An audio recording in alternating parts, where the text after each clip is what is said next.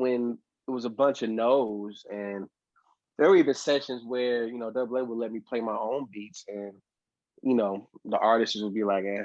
I'm like, dang, what am I missing? Like I had to learn, that a no didn't mean you're terrible, like no didn't mean throw him away, burn him at the stake. But that's not what it meant. It just meant like, nah, this is not your arena. Like there's many arenas you can hop in here.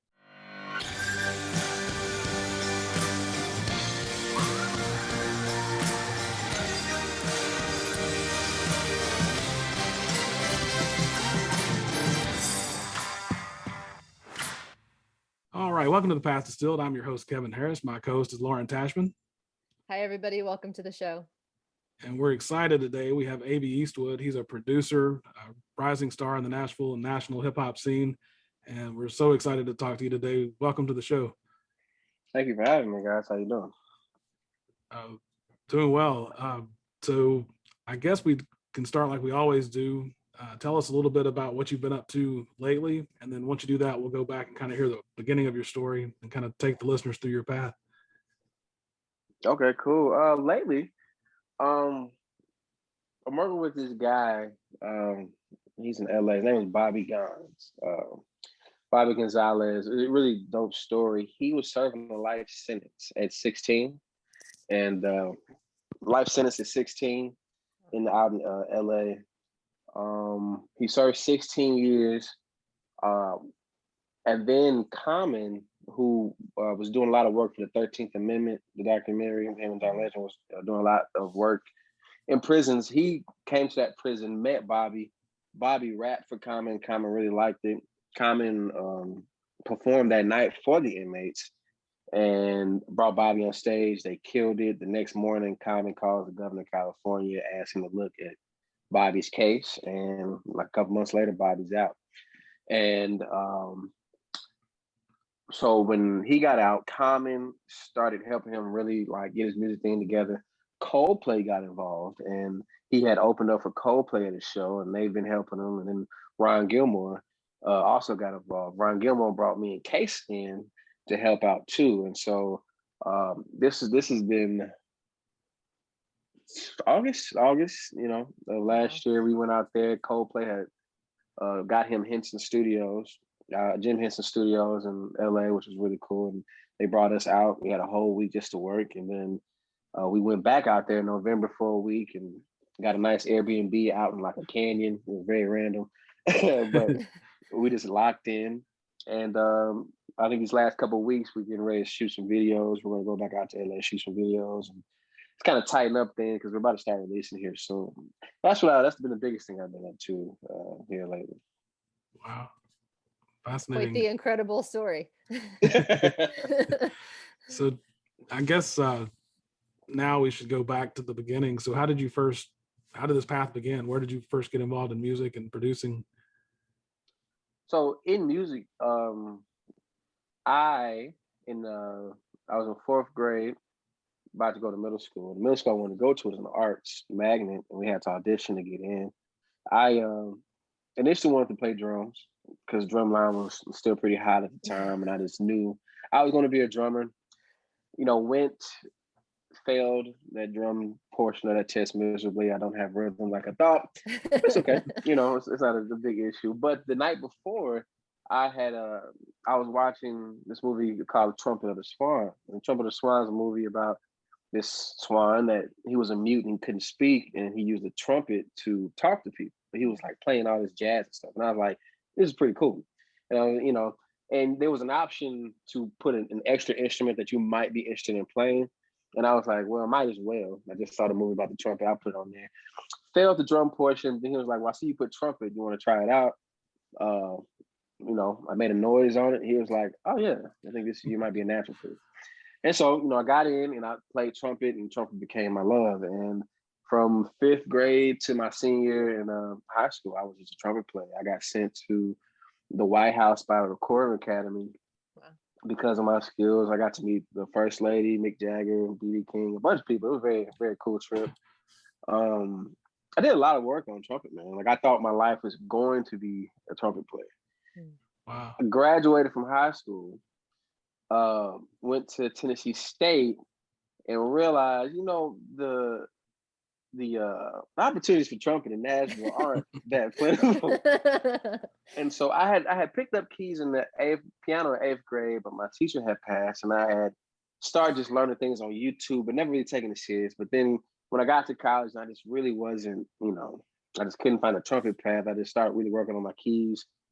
I met a producer by the name of Double A, who was at TSU at the time as well. He asked me to be his manager because I was managing one of my friends, and just by pure boldness and just a lot of thinking back on it, a lot of arrogance, but we went Music Row, was like, yo, you got to sign this guy. I can't, thinking about it, I can't believe I did this, especially now what I know about the industry now. I'm like, wow, I was bold. But I had took my guy to Sony Red, and this is my friend, and that didn't work out, but we had really got a long way just being very guerrilla about it. I met Double A, and I had to tell him what he was up to. He was like, bro, you're good. And so he asked me, can I manage him? Sucked at managing. But as he was making beats one day, he was like, man, you got any chords you want to put down? And so I played some chords, and I watched him put the beat together, and I was like, oh, this is where it's at. Like I just really enjoyed that process. I enjoyed just watching him. And so about a year or so later, he's from South Florida, West Palm Beach, and in the summertime he would go back home, but he was doing a lot more production, and it was ringing a lot of bells down there. So we had really put in a lot of work, kind of becoming a production duo up here. And so he was like, man, you want to come home with me? I got a lot of things that maybe we can get into. And I was like, why not? I dropped out. We shot down to Florida, and we got busy. He got a publishing deal that really wasn't a good publishing deal at all, but it was just the first opportunity we had to produce, and we ended up linking with Kodak Black very early. A lot of the early Kodak Black stuff we were on. We were always in We the Best Studios. We were always working out of there. And I really got to home. I didn't even own my own laptop at the time, but I was just like, I was attached to him because he was the key to me being able to make things, make beats. And for like 3-4 years, man, I spent half my years down in South Florida, just going in. I was in front of big guys very early in my production years, and with Kodak Black, we landed a lot of stuff, but we had pitches to a lot of people. I mean, you name it: Rick Ross, Ace Hood, the Migos, Flow Rider. Like, it was a lot of people we got to pitch to, but the sound just wasn't there yet. We were still learning. My problem back then was I did too much. Like I'm doing a beat, and I'm like, yo, you know what this needs? A French horn. I'm just adding things, and I didn't know that using space is so important. But yeah, for about 4 years, from like 2013, 2017, I was down there.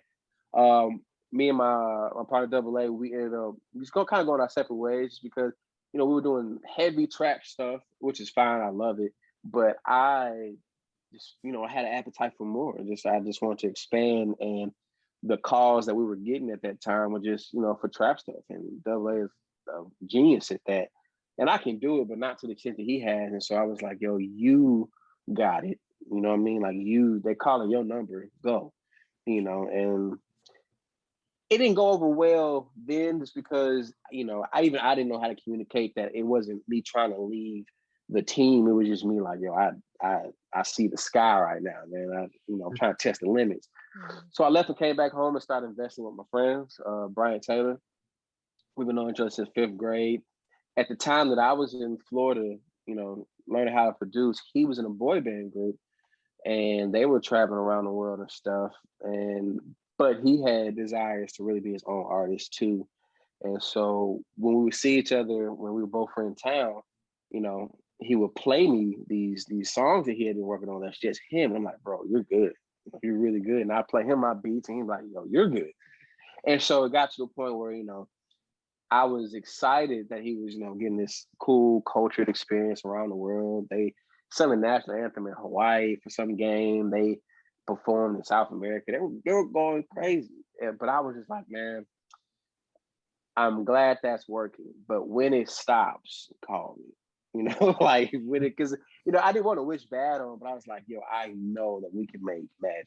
So like keep going, but when it stops, give me a call. And then it ended up stopping, and we linked back up. And 2017, that's when I think it was just a huge shift because through Bryant, you know, we linked back up with another friend of ours, Bam, he's a drummer, and we really start putting it together. I think 2018 we met. He met Tim and brought him in the fold. Let me go back. 2017 we got back, and then we met Jemiah, and Jemiah came in, and she just really changed how we thought about music because she has one of those voices you feel like you only see online or on Instagram. It's not like a voice you know in person. Like oh, you really sing like this. Like this is a real thing that you're able to do anytime. You just pull this voice out. Then we met Tim, and you know, Tim is just an amazing rapper. He raps. The man is a really good rapper. He raps, you know. And then we met Lauren McClinton, who's also a girlfriend, but she another one of those voices. I was like, oh, you exist. Like you just wake up in the morning with this voice. And you know, we kind of put together this core group of just people who I know we just really believe in each other. We support each other. We're our best and our favorite critiques because we know we want to be honest with each other and stuff. And since then, man, I've been branching out just with other Nashville artists. Through meeting these people, I became more than just a producer, which I didn't know. And if I'd never left that situation in Florida, I would never know because when Brian started performing, we was like, yo, how do we make this performance more than just you on stage and me pressing the play button? So I started playing keys while we were doing that. And then I brought in a couple of friends from high school who played sax, and my friend Ben, like I mentioned, he played drums. So we put that together. Tim, you know, we started doing live music, and the request for shows started to come, and he was like, "Y'all need a DJ," and I was like, "Well, I guess I could try," because I just didn't want him to depend on somebody he didn't know and who didn't know the music. Because I'm a fan, you know, more than anything. So I was like, you know, I really want somebody behind you that you know knows your songs. So I knew his songs. I was like, all I need to learn is how to work this board. Became a DJ. Sure. And then Tim trusted me with his live show at Exit in 2018, and that's when I became an MD. I wasn't sure about anything, but I was like, yo, I know we can make this show work. You know, that was my first shot at like set design and really pulling a band together and arrangements. I was like, wow, this is crazy. I'm doing this now.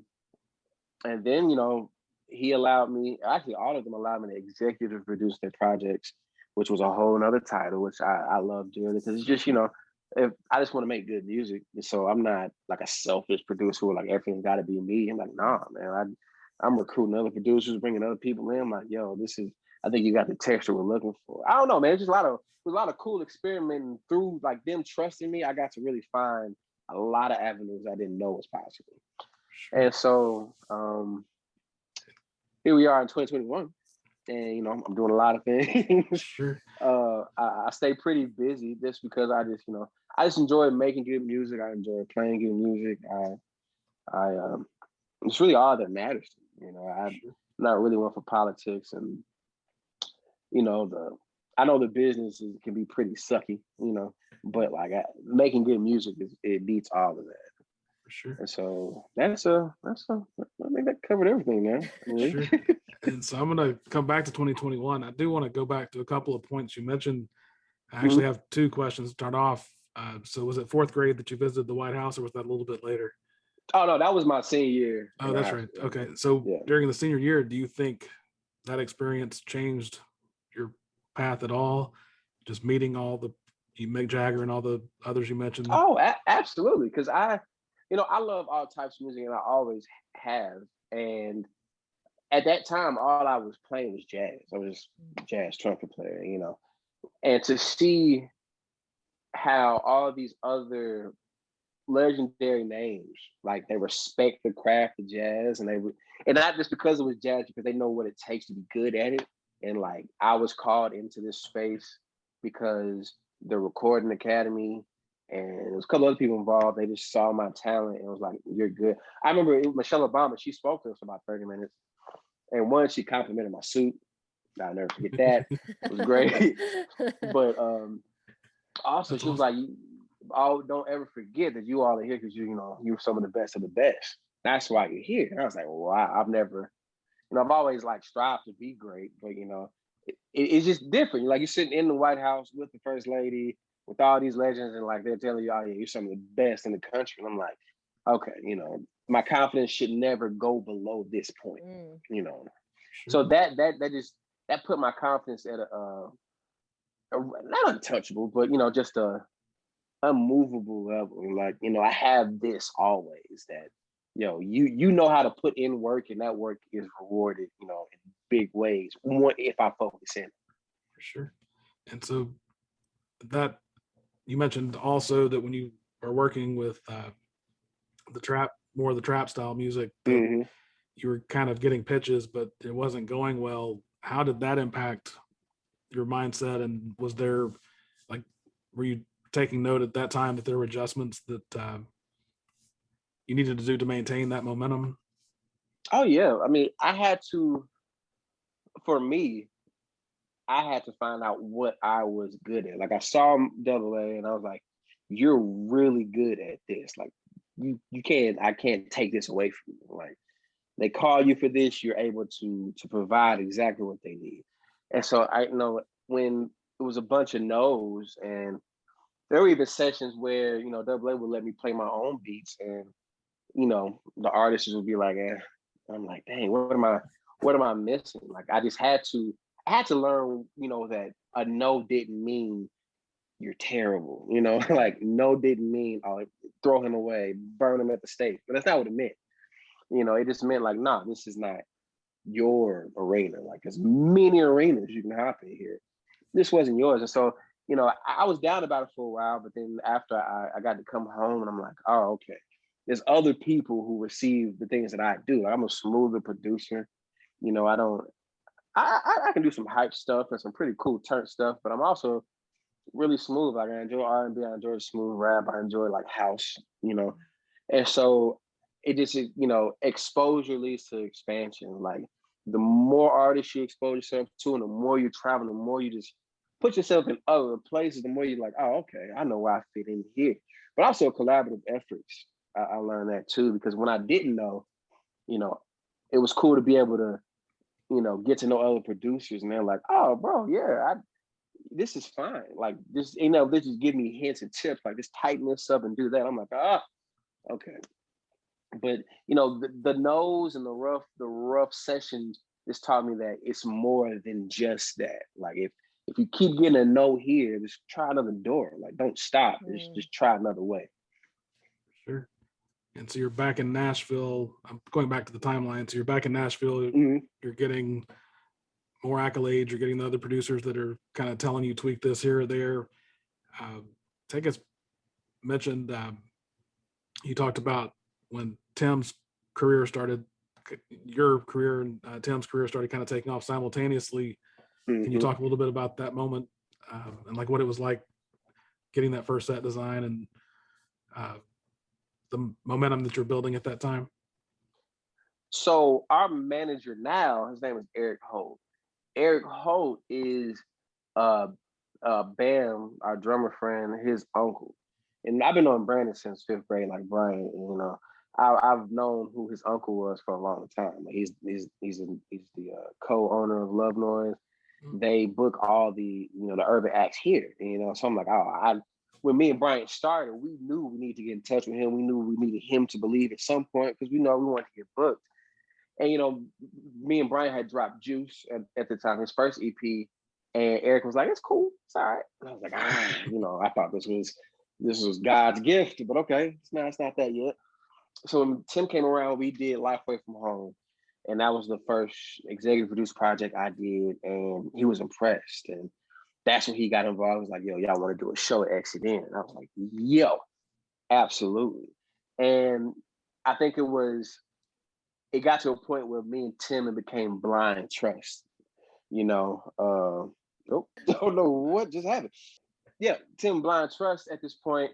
The project is out, and we're loving the reviews. But now here we go to this show, and this is the biggest show like that he's had. It's such a venue. Exit In, like we went from not necessarily. Well, yeah, open mics. I know I went from open mics into like shows done by artists that really weren't like well put together to like a professional venue. So I was like, oh, it's like we're in charge. And we picking the openers. We're picking the DJs in between. We're picking, and I was like, man, it's a lot. But there wasn't a moment where like communication was always A1.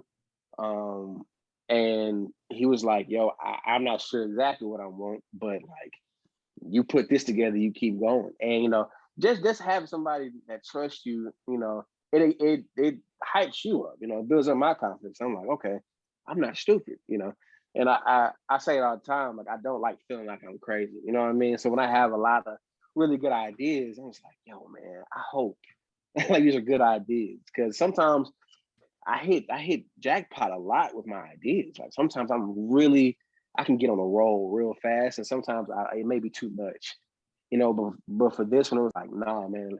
As long as it's in the right space and you and the artist are, in a trust mode, then all these ideas can really go, And so it was that show, man. It was a Sunday. We sold, I think like 300 tickets, man. I had sprained the hell out of my ankle that weekend, but I was like, I did not care. Like, I'm gonna be on that stage. The band rehearsals went well, but I was just like, yo, did we need to rehearse more? Do I need to write sheet music out? I'm just thinking about all these things, but it all just really worked really well. And so And I'm sorry, go ahead. Oh no, I'd rather hear you. Oh no, I was just saying, it was just a lot of really good prayer at that moment, and it just all fell together, and I was just after that, I was just like, oh, like I didn't. What made me happiest is that after it was done, I was so ready for the next thing, and that was the biggest thing. I was like, okay, cool, like this is that feeling that I felt was like real hungry, like I really wanted to keep going, and I was like, okay, I know I'm passionate about this. So that moment led me like, okay, you can be passionate about a whole bunch of things, So, yeah. So what was it like? I'm sorry, I'm interrupting Lauren. That's okay. Go ahead, ask your question. I'll go next. Okay. I forgot to check with this interview. I usually look at her to see if she's about to ask. So what was it like? So you're getting national attention right now. So what was it like going, or was it already happening at that time? What was it like when you started getting the national attention? Did it mess with your head at all? Did it feel good? Well, national attention doesn't pay bills. So I was always like pretty grounded as far as like these articles are cool and like different people, getting in contact is great. But, these things don't pay bills. I think that's the beauty of really enjoying music. It's like I don't need anything to be happy making music, so like nothing's going to ever make me happier than actually making music. But it was inspiring, and it also, reinforced like, yo, you gotta keep exposing yourself to new things, because the growth of just reaching out in the Nashville area brought you this. Like, what happens when you step outside and go to LA, go to Atlanta, hell, go to Montana, just go to other places and like really try some things out. But also, made me realize my worth, like I don't sell, especially in Nashville, like the beat selling community here isn't as strong. In Florida, you can sell a beat a minute. It's easy. That's just the culture there. That culture necessarily isn't here, and but it and that culture not being here can sometimes mess with how you value yourself. Because it's like, man, I can go to Florida and I know I can make 1,400 a beat, and this is like a younger me. But here, you got to break somebody's leg to pay you $100 sometimes. But the national attention, I was like, yeah, this is the, like, if you ever ask me why I charge you for these beats, I can bring up these articles and things. So it was just a cool addition to what we already got going on, just some more official paperwork, just so when we walk into these meetings or something, it's like, no, he's legit. Even people here know he's legit. I'm curious about it's, and correct me if I'm wrong, but it sounds like all throughout this journey, you've been trying to find what you're good at and what you're passionate about. Mm-hmm.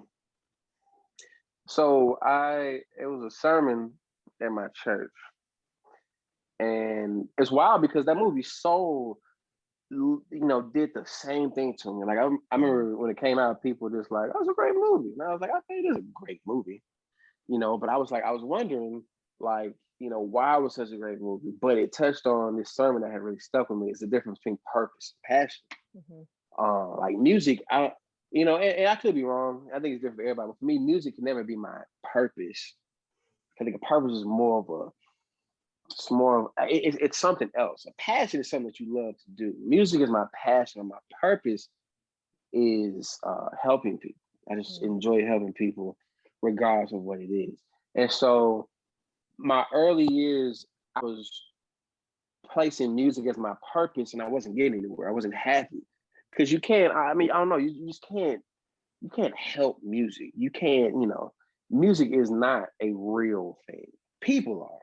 How you touch people with the music is what matters. And when I finally got that, I was like, I don't have to be worried about what I'm good at if I'm doing it to help people. If my intention is to like really either for an artist expand or like really help them get things together, or just a good show. Like I remember I did a show and this girl she's a more like masculine, woman, and she cried. She came to the front of the stage in tears. I was like, yo, what is this? And she was like, yo, I just needed this. This was such a beautiful show. I was like, whoa. I'm like, that's purpose. You know what I mean? Like helping somebody feel good regardless if you know the situation, that's purpose. And that's where I stopped chasing like things that I'm good at. And it made life a lot easier. Absolutely. And so I don't normally go ahead, Lauren. Sorry, we're not in sync today, Kevin. So I'm curious too, because I think a lot of people Kevin and I tried to, part of the reason you're having this podcast is to correct some myths about things. And I think one of them is that if you're good at something, then you don't have to work at it or put effort in. So I'm curious, because you've brought up, kind of a couple times that you were natural when you found the trumpet, that you've tried to find things you're good and passionate about. Can you give a little insight into what you've put into it to maybe dispel that myth a little bit? Man, so like there is, now this is I don't know, it's gonna piss somebody out. Somebody out there is a really big Vince Carter fan, but Kobe and Vince Carter played the same position, right? And Vince Carter was athletically gifted. Like there wasn't anything that anybody gave him for him to dunk the way he did. Like that was just natural, And he was an amazing player, don't get me wrong. But Kobe wasn't necessarily gifted with all that athleticism, but he, had a knack for the game, but it was the work he put in that made him great, Like he really worked. And so I'm a big Lakers fan, big Kobe fan. So the older I got, the more I really looked at basketball, and I was like, oh, yeah, it's a difference between them. It's the guy who can hoop and a man who's like really passionate. Like it's it's a difference. And then even, in jazz, my heroes in jazz, they were all crazy, you thought they were crazy, but they were just really into the work, And so with my production, and even with trumpet playing, it was like, yeah, you can play, but like, what's the difference between you and the guy a couple counties over who's just as good? Like, how do you become better than him? And it's like, it's a lot of practicing, a lot of sacrifice too. And I sacrificed him, I didn't leave my house for 37 hours. Well, I know, but like, really, like, I know my early 20s, I spent my 21st birthday on South Beach.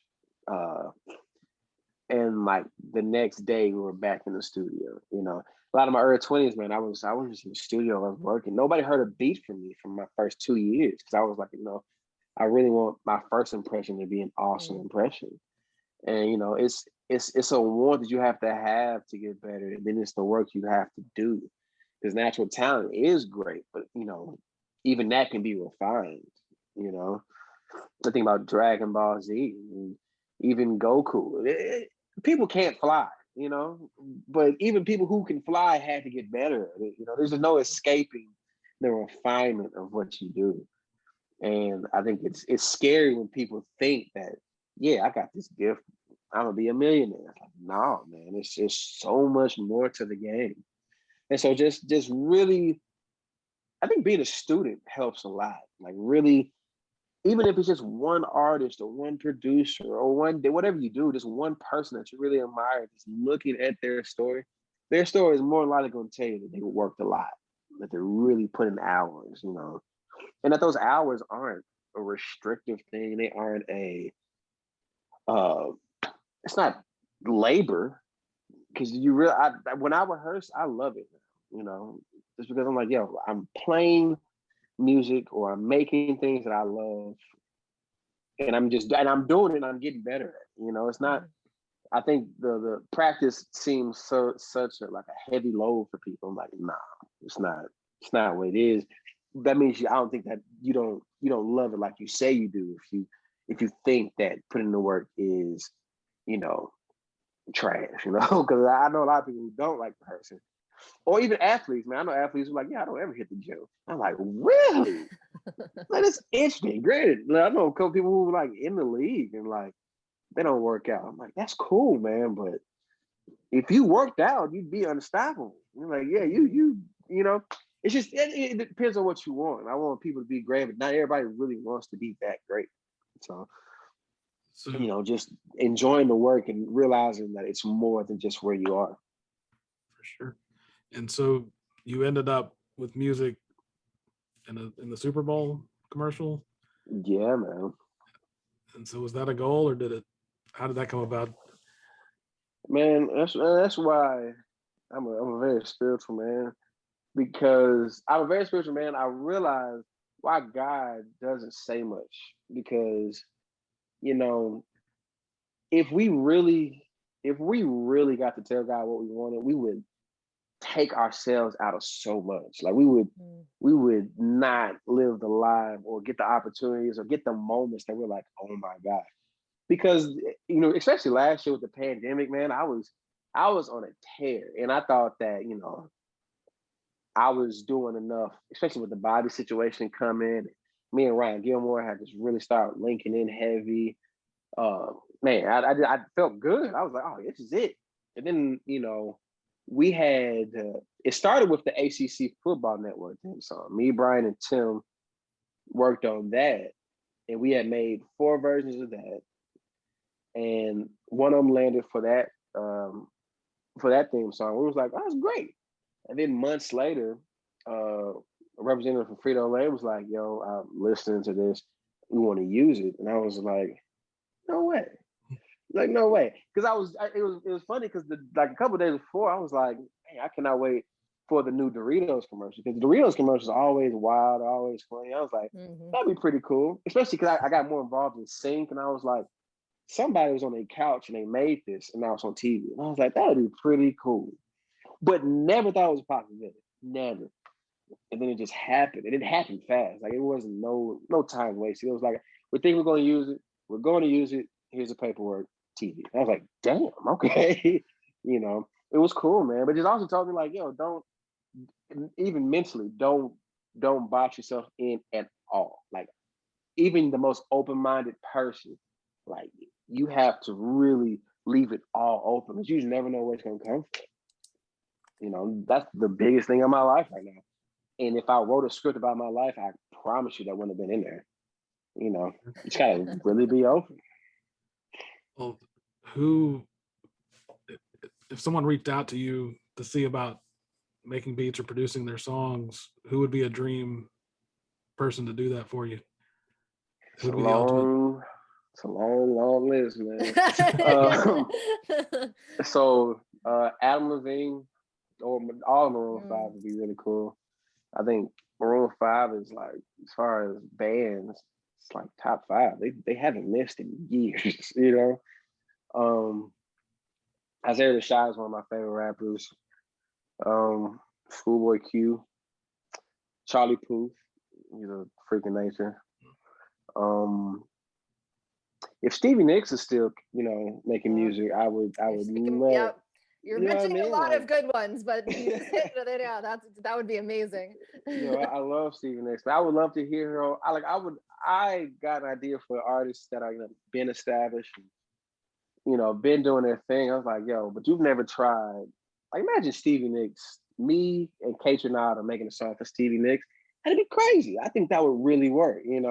That's what I just want to try a bunch of things like that, because I wouldn't want to go into a session with who's somebody else I really like. Dan and Shay. Big fan of Dan and Shay. They make great country music. I'm like, cool. So what if we did this a real deal R&B track? You already sound 85% R&B. So what if we just went for it? So shoot, like things like that. Like it's a lot of, I love all types of music. I love a lot of artists, and I don't want to give them what they already got, because that is, so I really want to meet with artists, no matter who they are. I'm like, cool, let's go way left field. Nice. I know what you do. Everybody else knows what you do. Let's hit them something else. So that list is a long, long list. It makes really sense cool. because you mentioned that idea of experimentation before, right? And that's kind of your vibe. You like to try and just play around, figure things out. I just watched Godzilla versus King Kong, and I'm a guy who I get overly emotionally invested in movies and TV shows, to the point where me and my girlfriend, we tried to watch How to Get Away with Murder. It's an incredible show, but I get too emotionally invested, and I'm getting frustrated on behalf of them, because I'm like, bro, y'all not getting this together. But I love that my imagination is still that, that free and that jubilant. And so when it comes to music, I'm like, yo, let's really build. Like, my dream is to do a soundtrack, man, because I really want to capture a world. And even with the artists I work with now, I'm like, yo, if we're gonna do, especially we're doing a project, like don't tell me project, because I'm gonna get in that mode, man. we're gonna really build a world, I'm gonna get lost in it, even if you don't, Life Away from Home, man, with Tim, I was really invested in what we were trying to portray, as far as, just this world about this guy who was moving on in life and was taking chances and was ruining relationships, saving relationships, failing, succeed. Like, I was really invested in it. I was like, yeah, man, it was a poem at the end that I had written for Jemiah to say, and I was really emotional as I was writing it at work on the toilet. I was just like, oh man, this is it. This is And so I'm a big imagination guy. Like, it's the best tool that we have as people, especially musicians, man, because I think music is the closest thing that we'll ever get to the mind of God, creating something from nothing. Like, to hear something, to put it down, and like, oh, here's a sorrow. That's crazy. That's not anything to be taken lightly. Even though people can just do it on their phone, do it on TikTok, but it's not a game. That's an incredible gift. That's a scary gift, And so, like, that imagination, like, that's just, I don't know if we'll ever get to time travel or, parallel dimensions, but as long as you got imagination, like, I can die happy knowing that I've thought about that I traveled to 1600s and, like, or the 1312, whatever the Vikings were, and I was a Viking, and, like, we raised hell together. Like, I can think about that all day and be happy, Nice. And I bet it's a benefit having such varied taste in music. I think it probably helps you create music for the artists you work with, doesn't it? Oh yeah, because they don't really tell me what they want. They'll give me hints, kind of how they're feeling. Like, they'll give me a cool broad spectrum of what they've been feeling lately or what they really like to listen to, but that's about it. Like, they don't ever get too specific, and I appreciate that, because it allows me a lot of space to, like, throw random things out there, and I never tell them where I got certain things from. Like, I remember, especially with Brian early on, like, I was taking chords. I still do this now. Like, the way I think about progressions, in some cases, like, if I played this chord in this song and I played the next chord in that song, in my mind, I'm combining these songs. And so now I'm adding other sound effects that was in this song. Like example, it's one song that I like the first, it's only 3 chords. The first chord I got from Jill Scott, the second one I got from Queen, and the third one I got from Tyrese. Now these are just, now if I take that away, it's just 3 chords. It's just 3 chord progression. It's not complicated. But in my mind, I'm combining all these songs. So I'm grabbing the crash cymbals from Queen, I'm putting them in there. I'm taking the smooth R&B drums from the Tyrese, so I'm gonna put them in there. And then I'm getting my mans to play sax on some Jill Scott stuff on the song. And that's what my mind is with it. But I don't want to tell him that, because you tell him that, it's like, okay, I need to make a Jill Scottish song or a Tyree. Like, it's just too much pressure. But he's like, if you allow me just to be me and sound crazy, and you just don't, you'll get something really great. Nice. And so what advice would you have for aspiring producers or even musicians? Man, to get good, like just get good, man. I think a lot of people discourage themselves. A lot of people ruin opportunities and relationships early, not realizing that you're just not that good yet, and like there's a level you gotta reach, and I'm at a level now that I'm good, but there's another level I gotta reach to get to the Drakes of the world, I'm almost there, but I know I should get there. But it's a humbling, real deal lesson to be like, okay, I'm not there yet, and that saves a lot of, I know arrogance is a bastard, man. You know what I mean? Because people can rely on it because you think it's confidence, but it's not. Confidence is really knowing, okay, cool. I know why this meeting didn't go well. My stuff wasn't mixed right. And I just see a lot of really good, talented people who just don't know that it's okay not to be that good, but know you're not that good, and like really work it. I keep going back to basketball. Like I can't get a scholarship anywhere. I know that. Those dreams are over. But I always think like, yo, man, like these guys have to really learn how to shoot. Like if they took their skills from when they first started playing basketball and trying to try for an NBA team, it wouldn't work. And then it didn't work with anything in life like that. So it's like, yo, get good and then do everything else. Because it all come easier to be a way smoother process. For sure. And it's not uncommon to hear that you think one might think they're good, and then the next level is realizing, as you just pointed out, I now realize that I wasn't as good, at least back then, as I thought. Now I need to get better to go to the next level. And it sounds like you've reached that awareness. Oh man, it happens all the time. Like and that's where like the collaborations have taught me, because like, yeah, collaborating with some producers, I know I'm better than them. And I'm like, okay, cool. But not like a crazy way, but like, oh, okay, I know I've been doing this longer, and I just, whole lot of things that I've literally just sat down and studied that I have, over them at the time. But then you meet another producer, and it's like, oh, you're a wizard. Like you're not of this planet, And it's not a discouraging thing. It's just realize like, okay, cool. It's just new heights to catch. And that's a great thing. Like such a great thing that oh man, there's a whole nother level to unlock here. And that can be intimidating for some people, because they'll be like, why doesn't this work now? But it's like, nah, man, it's okay. Like go to the next, keep going up. It's work. And sometimes it feels like a steep hill, but why else would you do this if not, for the challenge, Like if it was easy, there wouldn't be a Grammys. Everybody would just have a Grammy or a VMA if it was just that easy. There's a reason why it's not. That's a beautiful thing. It makes the best out of a person, trying to become the best. You obviously sound like you have a great outlook on this.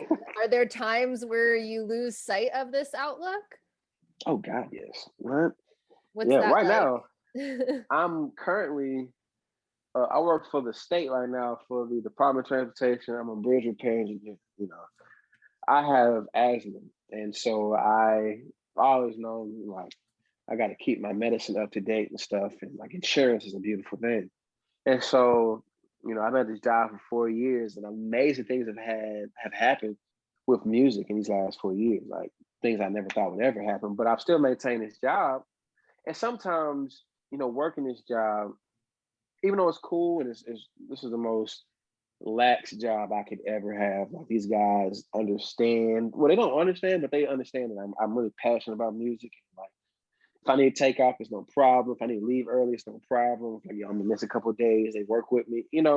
It's a rare position, but sometimes, waking up to go pour concrete or go jackhammer, I'm like, oh, this sucks so bad. You can start thinking your music sucks too, but it's like, no, this is just like the fact that you have a job, that I still get a paycheck, I still pay my rent with this job.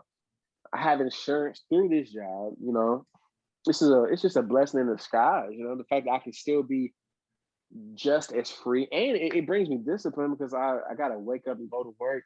Just I don't know where I would be without just that bit of discipline. Like that's helped me in music, knowing like, yo, time is it's of the essence here. Like, yo, I gotta go to work in the morning. Let's make the best of this studio session right now. I don't mind staying up late for stay up and just a lollygag in the studio.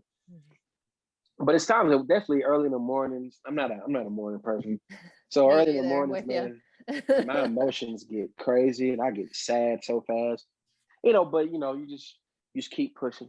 You just keep pushing and get through the day and you'll be fine. But yeah, there's times all the time. I'm just like, you know what? It's not made out for this. I'm about to, go sell insurance or something, Because like I wish like you can get a music degree and you still not have the job of your dreams, which sucks, So it's like, you're gonna have to tough this out regardless. Like you can stop this job and you're just gonna be broke and chasing, or you can have this job and have some funds while you chase.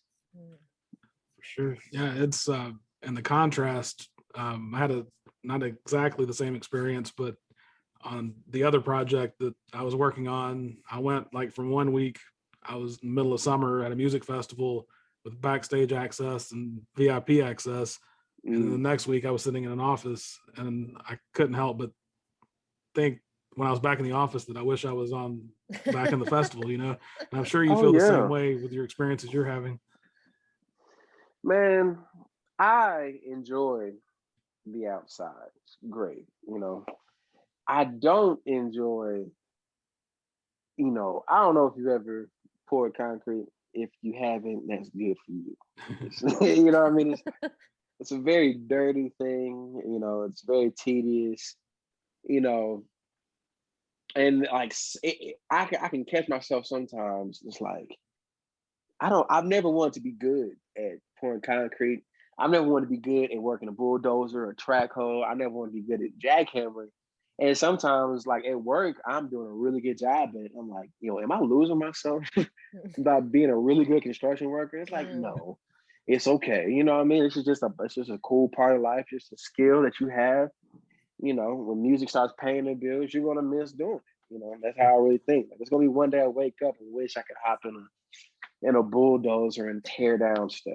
I'll be like, damn, this would be nice to do today. Even now, like I drive and see construction going on and be like, he's working the hell out of that rig right now.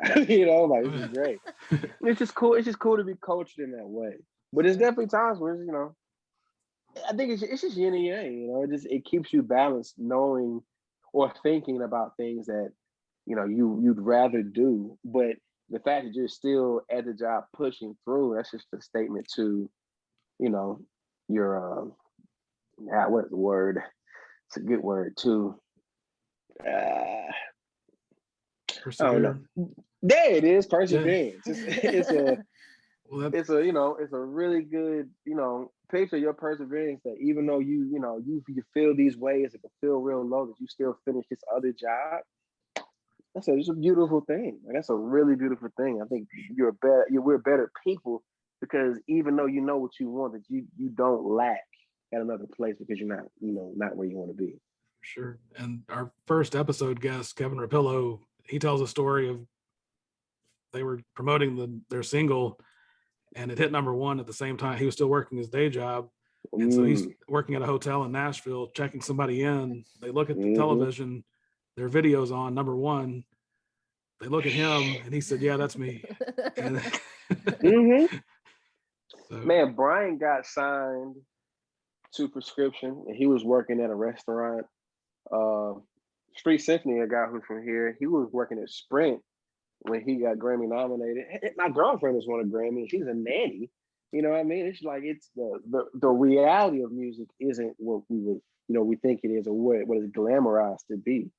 My parents love them to death, and they're amazingly supportive. But my dad will say some things sometimes. I'm like, you don't realize we're in 2021, do you? He like, I need to get songs on the radio. I'm like, Pops, we can't just do wop in the radio station and get put on, man.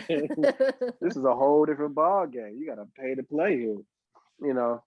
But yeah, that's truly the reality. Like, yo, you could be doing a whole lot and still be at your job in this music. Yeah, man, that's why you gotta love it. You gotta love it, man, because this thing will confuse the hell out of you. Super Bowl commercial, I thought my life was about to change. And it did in a lot of ways, but I'm also still at work. So I'm like, okay, cool. This is all right. We'll keep pushing. Like you're still accomplishing things. You're still getting the notoriety, but yeah, you still got to be a regular adult in the world. Groceries are good. Groceries are fantastic. They are so great. So what do you want? Oh, go ahead, Laura. Nope, you go. Okay. We might be on the same track. Yeah, so I was just going to ask, what do you want the listeners to see as the biggest takeaway from your story? Man, to really love what you do, like really fall in love with it, even when it's like, I think I may be too obsessed. Like, no, just dive in, man. I feel like life is too short. Life is fragile. The world is crazy. The US is a very wild place. Like, if you don't love something, you'll hate everything. So just love what you do, And if you really love, like you can say, I love doing this. Like, you really love it. Like, it'll help you through a lot. Music has helped me grow. It's helped me take risks. It's helped me get my life. I learned how to love through music. I learned how to forgive through music. Like it's because you love it, it just becomes a part of you. I take lyrics to heart. Like, if I hear a lyric that's too good, I'm like, well, I'm gonna just tat it. Like, this is amazing. But just if you get anything from me, like, really love what you do. And if you don't know what love is, you can look up any artist, look up a Michael Jackson or a Prince. That's love. You know what I mean? Like, Prince didn't want to put any of his music on social platform. He's like, yo, I love what I do too much for it to be me making 0.004 off a stream. Like, it's worth too much more. Like, that's love. It sounds crazy, but that's real love. So just love what you do. Well, AB, we appreciate you taking the time. It's been a fascinating story. I loved getting the chance to talk to you. Yeah, absolutely. I had a great time. Yeah, it's been awesome, and best of luck on this current project. What a cool story. Thank you so much. This is gonna be cool, man. It's got some really intense surprises on this project too. It's gonna be really fun. So I can't wait for the world to get to see it, get to hear it. Yeah, and I'm sure by the time my next year, you'll be even bigger. Things will be going on. So we'll say we talked to you when. We knew you when. I appreciate that. The Path Distilled is hosted by Kevin Harris and Lauren Tashman, created and produced by Kevin Harris. The content is copyrighted by The Path Distilled, all rights reserved.